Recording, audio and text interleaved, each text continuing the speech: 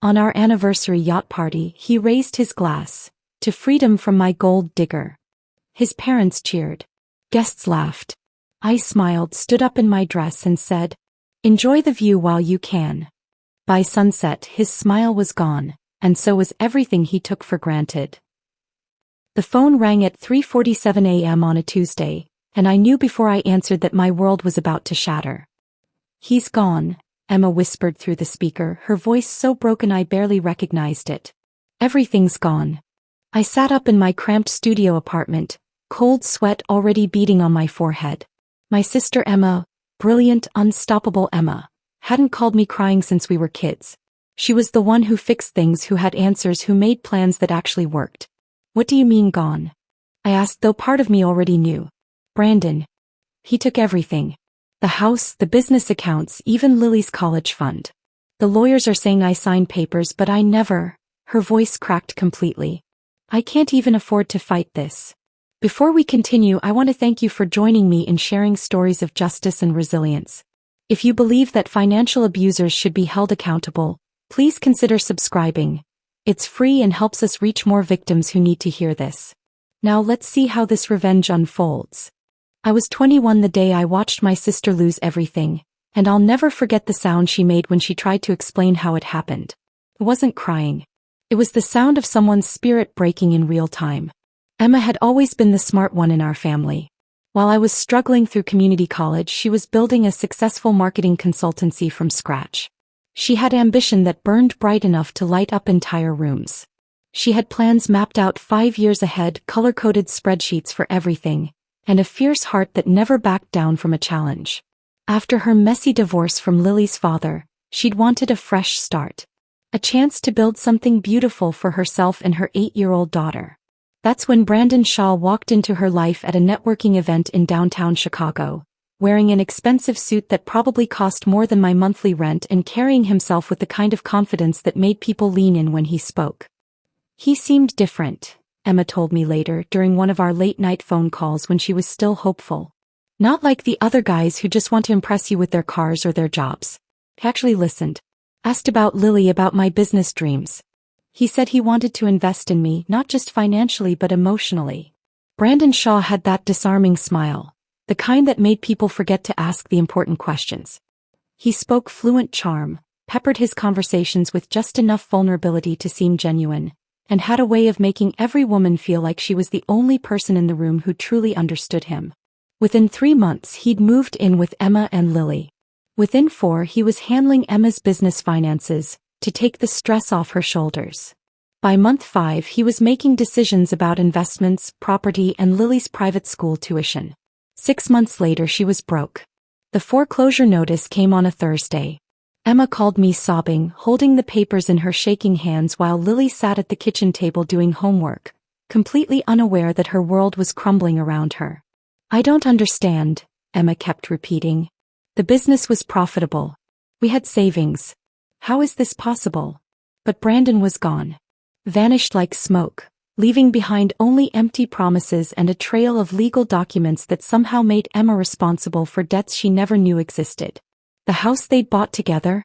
Turns out the mortgage was entirely in her name, but the deed had been quietly transferred to one of his shell companies. Her business accounts? Drained through a series of investments she supposedly authorized but had no memory of signing. Her home was foreclosed within 30 days. Lily went to live with her father in Seattle, a man who'd barely shown interest in his daughter until suddenly having custody became a weapon he could use against Emma. And Emma? She was hollowed out, a ghost of the fierce woman who used to tackle problems head-on. He tried to fight back. God, she tried. But Brandon came at her with lawyers who charged $800 an hour, NDAs that threatened to destroy her professionally if she spoke publicly about their relationship, and legal firepower she couldn't begin to afford. Every time she found a new attorney willing to take her case, somehow they'd withdraw within weeks, citing conflicts of interest or scheduling issues. Our parents tried to help, but they were already stretched thin caring for our grandmother. Our younger brother was still in school. I was working 2 jobs just to cover my own basic expenses. We watched Emma shrink week by week, watched her disappear into herself as the legal battles drained what little fight she had left. That's when I watched myself change. I didn't cry, though everything inside me screamed too. I didn't scream, though rage burned through my veins like acid. Instead, I made a promise, one that would reshape the next 9 years of my life. I promised I would be the one to ruin Brandon Shaw. Not with fists or fury, but with proof. With truth. With the same methodical precision he'd used to destroy my sister. I started small, researching everything I could find about financial fraud, investment scams, and the psychology of confidence men. I studied branding and marketing, learning how to craft an image, how to become someone else entirely. I took courses in digital forensics, accounting, and business law. I changed my name legally from Sarah Mitchell to Mia Carson. I got a completely different haircut, learned to modulate my voice differently, adopted new mannerisms and speech patterns. I built myself into the woman Brandon Shaw would never suspect. Someone sophisticated enough to move in his circles, smart enough to understand his games, but seemingly naive enough to become his next target. It took me 9 years to become Mia Carson, financial consultant and trusted advisor to high-net-worth individuals. 9 years of reinventing myself, of studying his patterns, of tracking his movements through business journals and social media posts. By 30 I was ready. And in Miami at an exclusive charity gala I saw him again. Brandon Shaw, the man who had stolen my sister's life, was standing by the bar telling some elaborate story to a group of admirers, his laugh carrying across the room like nothing had ever happened. He didn't recognize me when I approached. Of course he didn't. He saw what he always saw when he looked at women. A potential mark, a mirror to reflect his own magnificence, a fan waiting to be dazzled. When he smiled that same disarming smile and asked if we'd met before, I smiled back and said the words that would begin his downfall. "Not yet," I said.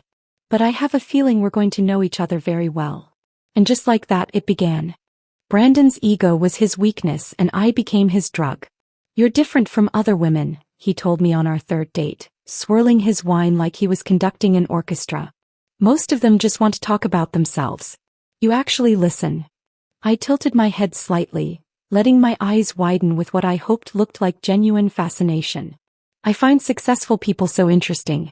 How do you read the market so well when everyone else seems to miss the obvious patterns?" His chest puffed out visibly. "It's about understanding human psychology. People are predictable when you know which buttons to push." I laughed at his explanation, not too loudly, just enough to stroke his ego. "That's brilliant. I never would have thought of it that way." Within 6 weeks he was calling me every morning and texting throughout the day. I responded with careful enthusiasm, asking questions that made him feel like a mentor, a genius, a man worth studying. I became his favorite audience of one. "Move in with me," he said after our 8th week together, presenting it like a generous gift rather than a request. "That apartment of yours is beneath you. You deserve better." His penthouse overlooked Biscayne Bay, all glass and steel and expensive art that screamed money without saying taste. I walked through it for the first time, mentally cataloging every corner, every potential hiding spot, every angle where I could place what I needed. "This is incredible," I breathed, running my fingers along the marble countertop. "You've built something amazing here." He showed me everything with the pride of a collector displaying his treasures. His office with its dual monitors and walls covered in framed deals. His filing system organized with military precision. His safe, which he opened to show me stacks of cash and important documents, never imagining I was memorizing the combination as his fingers moved across the keypad. "I like transparency in relationships," he said, completely oblivious to the irony. "No secrets between us." What he didn't know was that the delicate gold necklace I wore every day, a gift I'd supposedly inherited from my grandmother, held a recording device smaller than a button.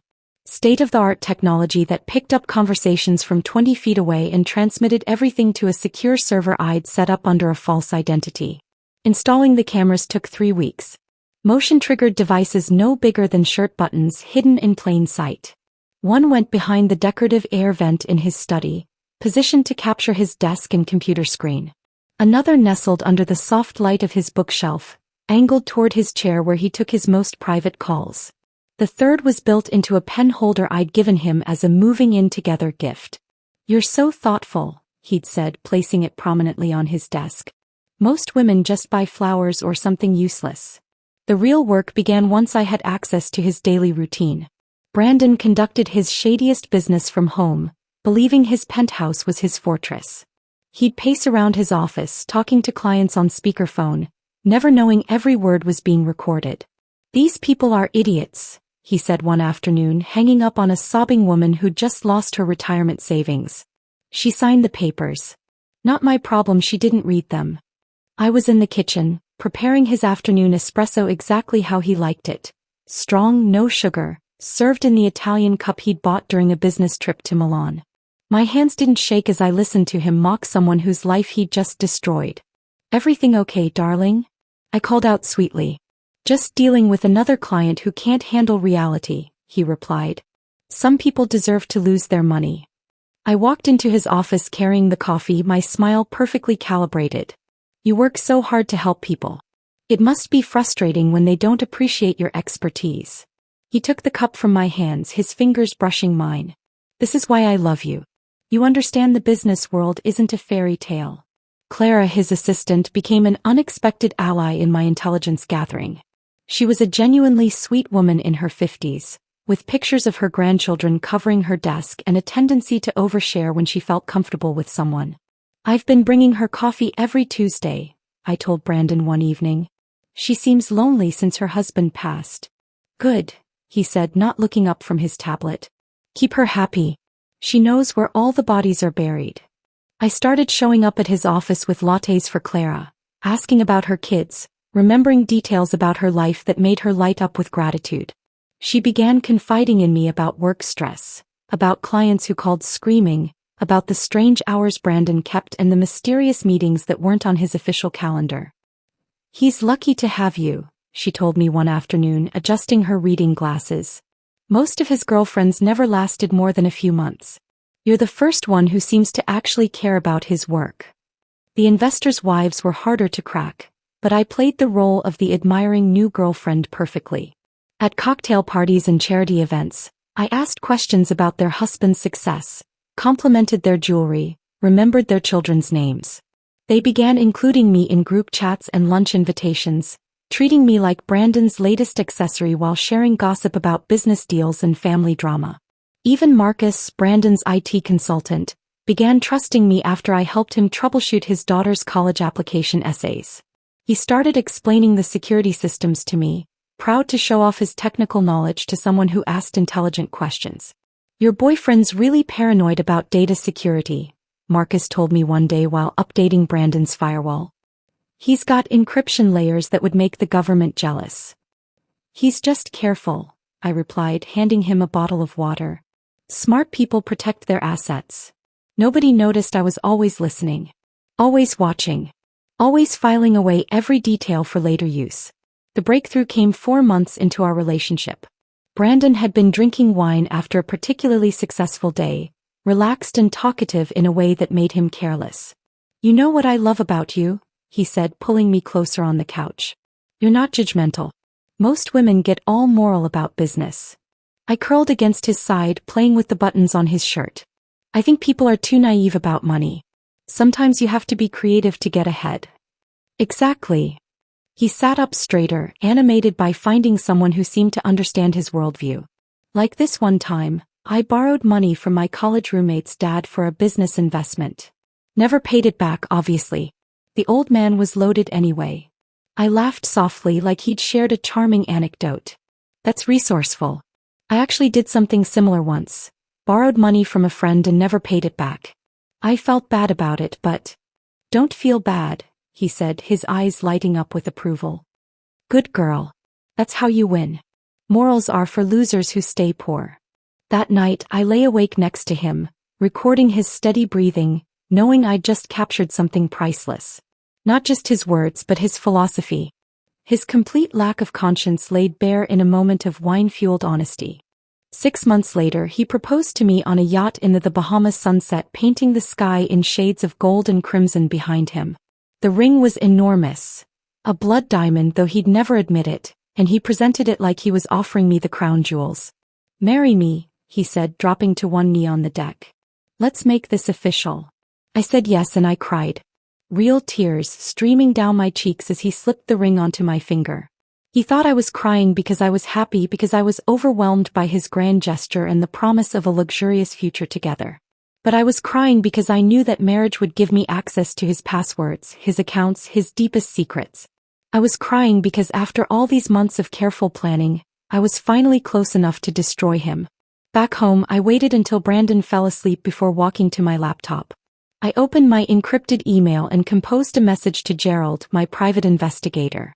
The subject line was simple: update. The message was even simpler: we're engaged. His response came within minutes: excellent. Phase 2 begins now. The wedding was small, intimate, exactly how Brandon wanted it. Just his parents, a few business associates, and the minimal legal witnesses required. I'd suggested inviting my family, but he dismissed the idea with a wave of his hand. Keep it classy, he said. Your people wouldn't understand the lifestyle we're building. The marriage certificate was barely dry when everything shifted. Suddenly, I had legal access to accounts I'd only glimpsed before. Joint credit cards arrived in the mail with my new name embossed in gold letters.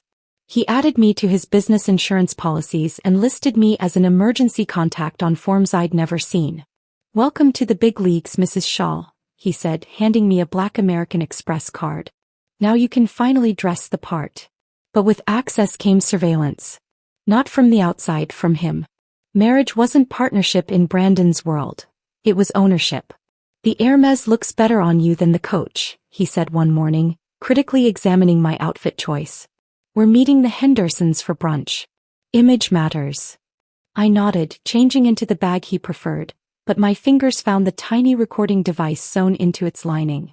Every conversation, every cruel comment, every casual cruelty was being captured and transmitted to servers he'd never find. The new cameras were easier to install now that I lived there permanently. One went into the master bedroom, hidden inside the decorative lamp I'd bought for our anniversary. Another was built into the frame of our wedding photo. Ironic considering what it would eventually capture. The third was the most audacious. Embedded in his laptop charger, recording everything that appeared on his screen. His cloud storage was the real treasure trove. Using the passwords I'd memorized during our engagement, I synced his entire digital life to a remote server under an identity that didn't exist on paper.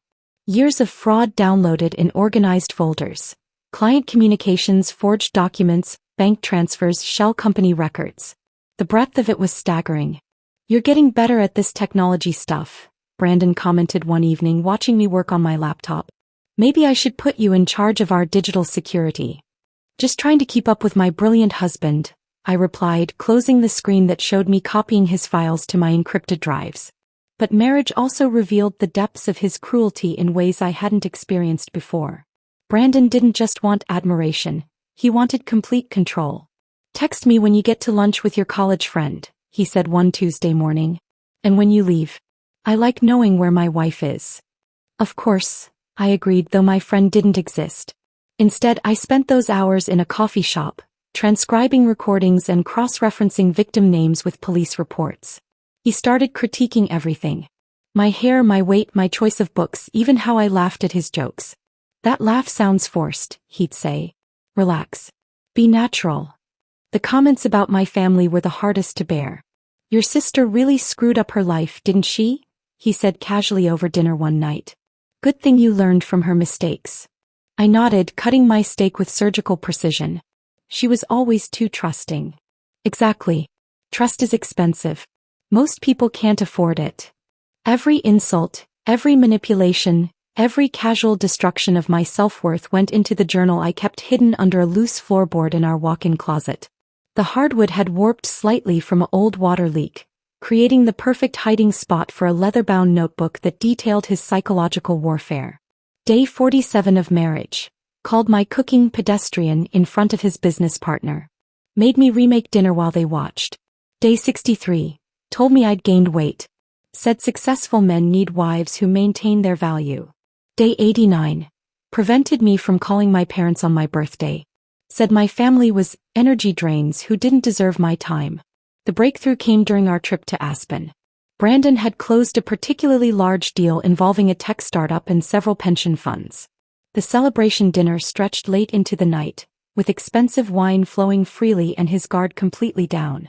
You know what's funny about this business? He said, swirling his glass of Dom Perignon. People always think they're smarter than you. They think they can outsmart the system. But you're always one step ahead, I encouraged, refilling his glass. He laughed, loud and harsh. Some woman tried to ruin me once. Your sister, actually. Emma something. Cost me a lot of time and money with her lawyers and media nonsense. My blood turned to ice, but I kept my expression neutral. What happened? I buried her, he said with satisfaction. Destroyed her reputation, her finances, took her kid away. She thought she could fight me? Please. I've been doing this since college. She was just another casualty. He kept talking, detailing exactly how he'd manipulated the legal system, bribed officials and systematically destroyed Emma's life. Every word was being recorded by 3 different devices, but I needed him to keep going. She deserved it, I said softly. People who cross you learn the hard way. Exactly. He slammed his hand on the table, making the silverware jump. Loyalty is everything. Betrayal gets punished. That's how you build an empire. That night, after Brandon passed out on the California king bed, I sat in the bathroom with my laptop, encrypting the recordings 3 different ways. I made copies on separate drives, uploaded duplicates to secure servers in different countries, and created a physical backup that I sealed in a waterproof container. The next morning, I drove to a private bank in downtown Denver and opened a safety deposit box under Mia Carson's name. Inside went the encrypted drive containing Brandon's confession about Emma, along with documentation of every crime he'd committed in my presence. Back home, I established contact with Gerald properly for the first time. He was a retired forensic accountant whose son David had been one of Brandon's earliest victims. A young entrepreneur who'd lost his software company and his family's savings to Brandon's Ponzi scheme 7 years earlier. David jumped off the Coronado Bridge. Gerald told me during our first face-to-face meeting at a diner outside San Diego. Left behind a wife and twin babies. Brandon Shaw killed my son as surely as if he'd pushed him himself. Together, we built what we called the Shaw File, a comprehensive timeline of Brandon's criminal activity spanning 15 years. Gerald's accounting expertise combined with my insider access created an unbreakable case. We traced money through dozens of shell companies, connected victim testimonies with financial records, and documented patterns of fraud that spanned multiple states. This is enough to put him away for life, Gerald said one afternoon, reviewing our latest findings. But we need the perfect moment. One chance to make sure he can't wiggle out. The plan crystallized during our 4th year of marriage. It would happen on our 5th wedding anniversary on a yacht, just like where our fake relationship had truly begun with his proposal. The symbolism felt appropriate, ending where it started but with the roles completely reversed. He'll be surrounded by the people who enabled him, I explained to Gerald. His parents, his business partners, the investors who looked the other way. They all need to see him fall. Gerald nodded, studying the guest list I'd prepared. And the federal agents? Already confirmed. They'll be posing as potential investors. Brandon loves showing off to new money. Only this time, instead of putting a ring on my finger, he'd be getting handcuffs. Instead of promising me a future, he'd be facing 25 to life. The Shaw File was complete. 5 years of marriage, 9 years of preparation, and a lifetime of rage were about to converge into one perfect moment of justice. Brandon Shaw had buried my sister, but he'd made one fatal mistake. He taught me how to bury him back. The weeks leading up to our 5th anniversary required the performance of my life. Every detail had to be perfect, every element calculated to create the exact scenario I needed. Brandon expected grandeur for milestone celebrations, and I was more than happy to give him a party he'd never forget. I want to invite the Hendersons, the Carmichaels, and definitely Roger from the Manhattan deal, Brandon said, reviewing my guest list over morning coffee. This needs to feel exclusive. Important people only. Of course, I agreed, adding checkmarks next to names that included 4 federal agents posing as hedge fund managers from a fictitious firm called Meridian Capital. Agent Sarah Chin would be Sandra Chong, Agent Mike Rodriguez would be Miguel Reyes, and their backup team would blend seamlessly into the crowd of legitimate investors Brandon loved to impress. The yacht rental was Brandon's idea, naturally. We got engaged on a yacht, he said. It's poetic. Full circle. Shows how far we've come. I spent days coordinating with the yacht company, ensuring every camera angle would be perfect for what was coming. The Serenity was a 150-foot vessel with multiple decks, plenty of space for guests to mingle, And most importantly, nowhere for Brandon to run when the moment arrived. The orchids should match my dress, I told the florist, selecting white and gold arrangements that would complement the elegant cream silk gown I'd chosen for the occasion. Everything should feel romantic but sophisticated. Even the catering required precise coordination. I needed the service staff positioned correctly, the timeline of dinner and drinks mapped to the minute, and most crucially, I needed to ensure the boat would be in international waters at exactly the right moment for legal jurisdiction purposes. 3 days before the party, Brandon's parents flew in from Connecticut. Richard and Margaret Shaw were old money wrapped in new cruelty, the kind of people who spoke in coded language about the right sort of people and maintaining standards. They'd raised Brandon to believe the world owed him everything simply for existing. "Mia, darling," Margaret said during their welcome dinner, her voice dripping with the condescension she reserved for people she considered beneath her family's status. "You've done so well planning this celebration. Brandon always said you had potential." "Thank you, Mrs. Shaw," I replied, playing the grateful daughter-in-law while mentally cataloging every dismissive comment for my final recording session. Richard was worse, treating our anniversary party like a business networking opportunity. "Make sure you seat me next to those Meridian Capital fellows," he instructed. "I've been looking for new investment partners since the Thompson deal fell through." The irony was delicious. Brandon's own father was eager to meet the agents who would be arresting his son. The night before the party, Brandon's mask slipped completely. I'd seen him cruel before, but never with such pure venom as when he paced around his study, scotch in hand, reviewing the financial statements from his latest victims. "These people are so pathetically stupid," he snarled into his phone, speaking to his lawyer about a class action lawsuit they were fighting. "Mrs. Peterson is crying about losing her house? She should have read the fine print. Not my problem, she trusted the wrong person." I stood in the hallway outside his office, my recording device capturing every word as he detailed exactly how he'd manipulated elderly clients into signing over their retirement savings. "The beauty is they can't prove intent," he continued, laughing as he described forging signatures and backdating documents. "By the time they realize what happened, the money's in the Cayman accounts and they're talking to lawyers who can't do anything about it." He took another drink, his voice becoming more animated with alcohol and arrogance. "You know what I love most? When they call crying, begging me to give their money back. Like I'm running a charity instead of a business. Idiots deserve what they get." My hands trembled as I held the device, but not from fear. From rage. From the knowledge that in less than 24 hours, he'd be the one crying and begging. The morning of the party, I flew Emma and Lily into Miami.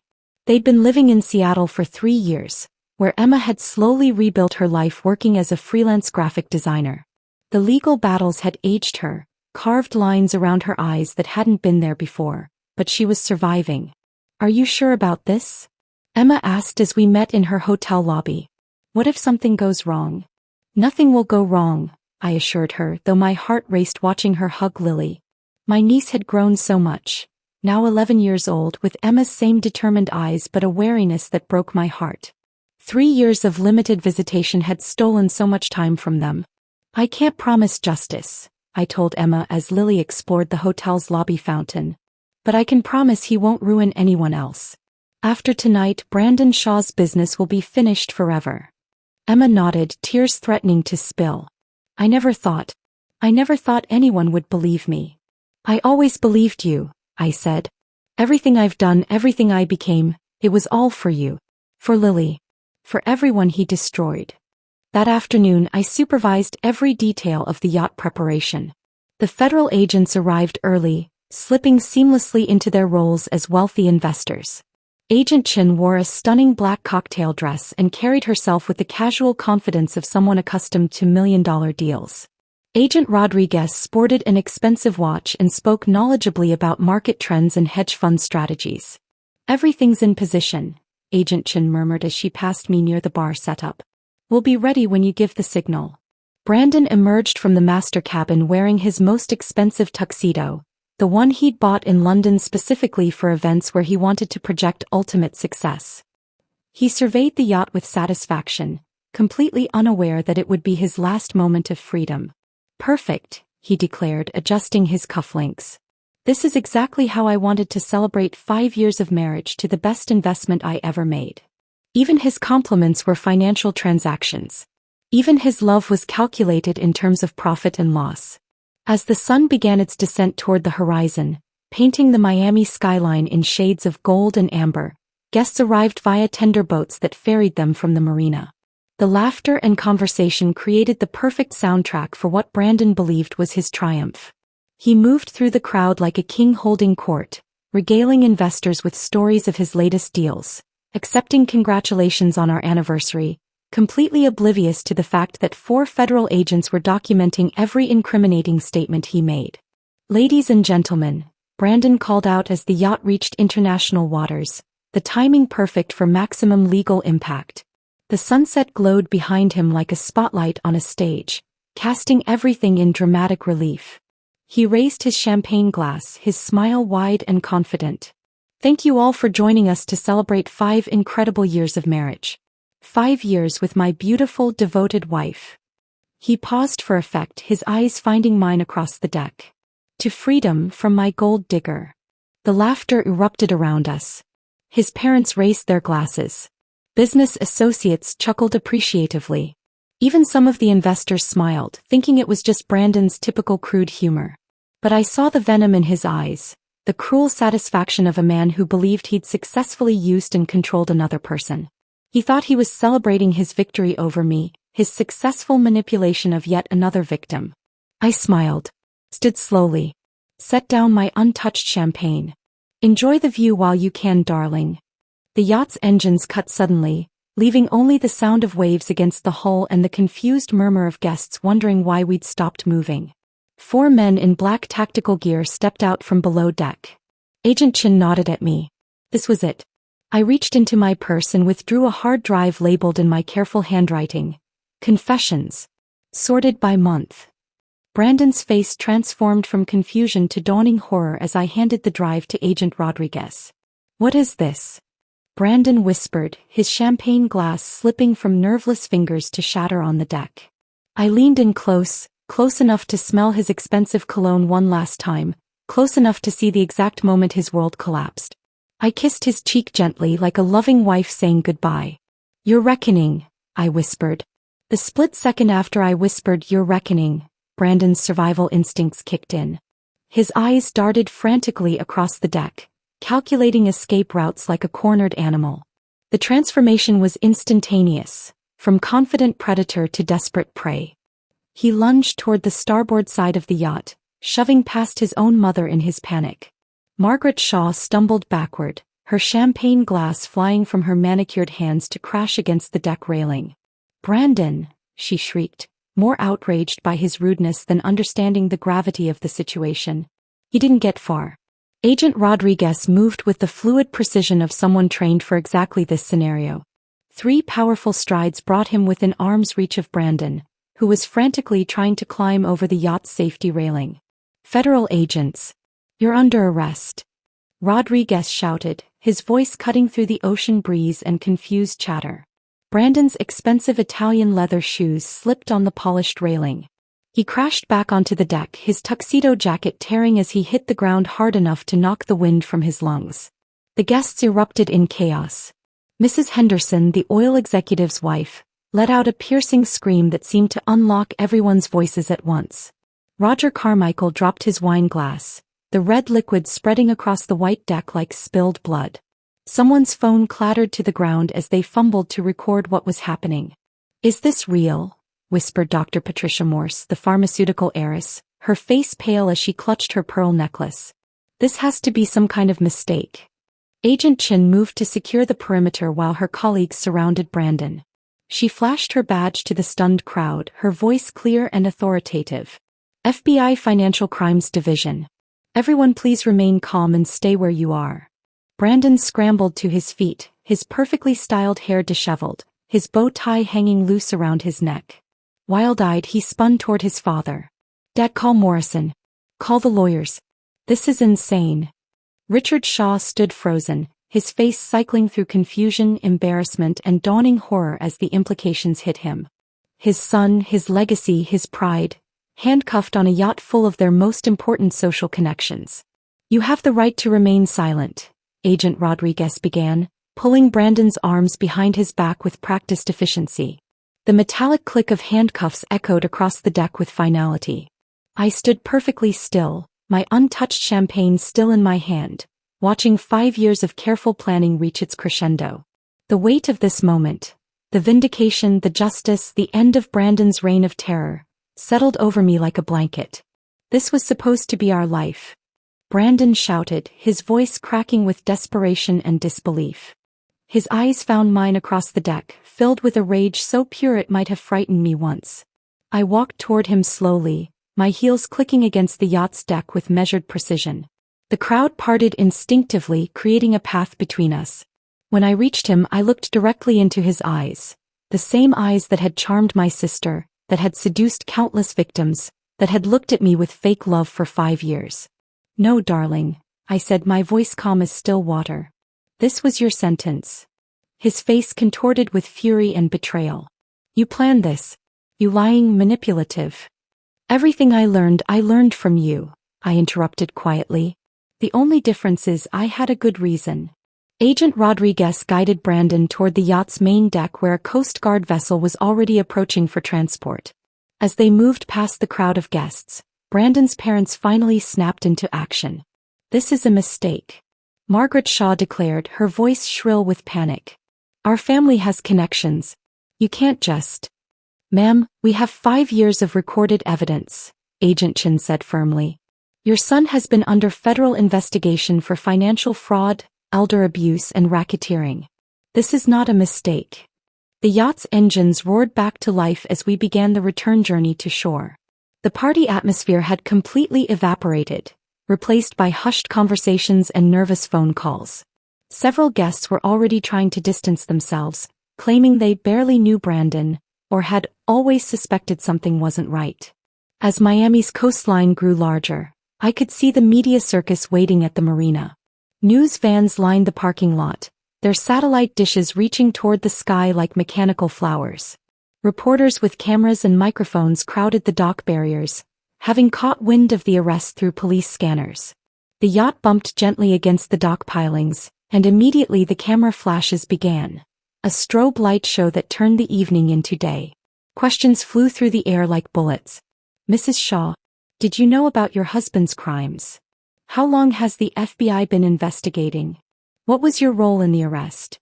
I stepped off the yacht without acknowledging any of them, my eyes scanning the crowd until I found what I was looking for. Emma stood near the marina's edge, partially hidden behind a concrete pillar. Lily was beside her, now 12 years old, with Emma's same determined chin but wearing a sundress instead of the business attire I remembered from their old life.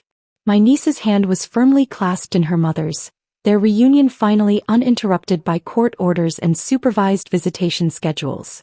Brandon saw them too as the agents led him past the crowd. His step faltered, and for the first time since his arrest, his defiance cracked completely. His face broke, not with anger, but with something that might have been recognition of what he'd destroyed. Emma didn't speak. She didn't move. She simply watched him with the steady gaze of someone who had survived his worst and lived to see justice served. Lily didn't even look at him. Her attention was fixed on a small hermit crab scuttling across the dock, completely uninterested in the man who had torn her family apart years ago. That indifference, that complete dismissal of his existence, seemed to hurt Brandon more than handcuffs or cameras or criminal charges. He opened his mouth as if to say something to them, but Agent Rodriguez kept him moving toward the waiting federal transport vehicle. "Mrs. Shaw." Another reporter thrust a microphone toward me. "What's your response to these charges?" I walked past them all, my focus solely on reaching Emma and Lily. The questions faded into background noise as I approached my family. Within 48 hours, Brandon's face was on every major news channel. "Millionaire conman arrested at anniversary party," read the headlines. His business accounts were frozen pending investigation. Previous victims, emboldened by news of his arrest, began coming forward with their own stories of financial abuse. Lawsuits that had been settled under dubious circumstances were suddenly reopened by prosecutors armed with new evidence. The empire of lies he'd built over 15 years crumbled in less than a week. I didn't watch the news coverage. I didn't read the articles analyzing his crimes or speculating about his sentence. Instead, I sat in Emma's hotel room while she and Lily planned their new life together, and I poured us tea from the ceramic set she'd managed to save from the foreclosure years ago. "It's really over," Emma said quietly, watching Lily color in a coloring book on the hotel room floor. "It's really over," I confirmed. "The monster was caged. The victims had their voices back. And my sister had her daughter." 3 weeks after Brandon's arrest, the phone calls started. Publishers, television producers, documentary filmmakers. Everyone wanted to own a piece of my story. They offered contracts with numbers that made my eyes water, speaking fees that could set me up for life, and the kind of fame that turns ordinary people into household names. "This is a once-in-a-lifetime opportunity," insisted Amanda Richfield from Pinnacle Publishing, her voice crackling through my phone as she outlined a multi-book deal. "Your story has everything: romance, betrayal, justice. We're talking New York Times bestseller potential." I sat in my temporary apartment, surrounded by boxes of evidence I no longer needed, and listened to her paint pictures of book tours and television interviews. The woman who had spent 5 years pretending to be someone else was being offered the chance to become famous for finally being herself. "I appreciate the offer," I said, cutting her off mid-pitch. "But I'm not interested." The silence stretched for several seconds. "I'm sorry, did you say no? To a 7-figure advance?" "I said no to all of it." Gerald found my decision baffling when I met him at our usual diner the next morning. He'd been fielding his own media requests, producers eager to interview the retired accountant who'd helped bring down Brandon Shaw. "You could help people by telling your story publicly," he argued, stirring sugar into his coffee with more force than necessary. "Think of all the women who could learn from what you did." "I can help them more effectively without cameras," I replied. "This wasn't about attention, Gerald. It was for Emma. It was for David. It was for every person Brandon destroyed who couldn't fight back." He nodded slowly, understanding flickering in his weathered eyes. "You're right. Some victories are too important to turn into entertainment." The legal aftermath moved with surprising speed. Emma's case was reopened with fresh evidence, and the judge who'd originally ruled against her made no attempt to hide his disgust when the Shaw file landed on his desk. Brandon's financial manipulations were laid bare in black and white, impossible to dismiss or explain away. "Visitation rights are hereby fully restored," Judge Martinez declared during the hearing I attended via video link. "Furthermore, this court finds that the original custody arrangement was based on fraudulent evidence and deliberate manipulation of the legal system." I watched Emma's face through the screen as she heard those words. 3 years of supervised visits, of fighting for every phone call, of explaining to Lily why Mommy could only see her on weekends. All of it officially acknowledged as the injustice it had always been. The reunion happened at Meridian Hill Park in Seattle on a crisp Saturday morning. I drove Emma there, parking across the street where I could see but not intrude. Through my windshield, I watched Lily run toward her mother with the unguarded joy of a child who'd been given back something precious she'd thought was lost forever. Emma dropped to her knees on the grass, catching Lily in a hug that seemed to heal something broken in both of them. They held each other for long minutes, Emma's shoulders shaking with tears she'd held back for 3 years. I stayed in the car, my own tears flowing freely for the first time since this whole journey began. The woman I'd become, Mia Carson, Brandon's wife, the perfect liar, finally cracked open to reveal the sister who'd never stopped fighting for her family. That afternoon, I drove to the offices of Justice Partners, a legal nonprofit that specialized in financial abuse cases. I carried with me a carefully organized digital archive. Every template, every investigation technique, every piece of methodology that Gerald and I had developed over 5 years. "We want to make this available to other investigators," I explained to Director Sarah Kim as she reviewed the materials on her laptop. "Everything that worked, everything that didn't, all the lessons learned." Her eyes widened as she scrolled through the documentation. "This is incredibly comprehensive. The timeline tracking system alone could help dozens of cases." "We're calling it the Shaw Project," I said. "His name should live on as a warning.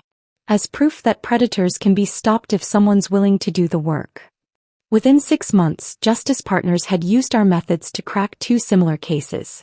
Other nonprofits requested access to the templates.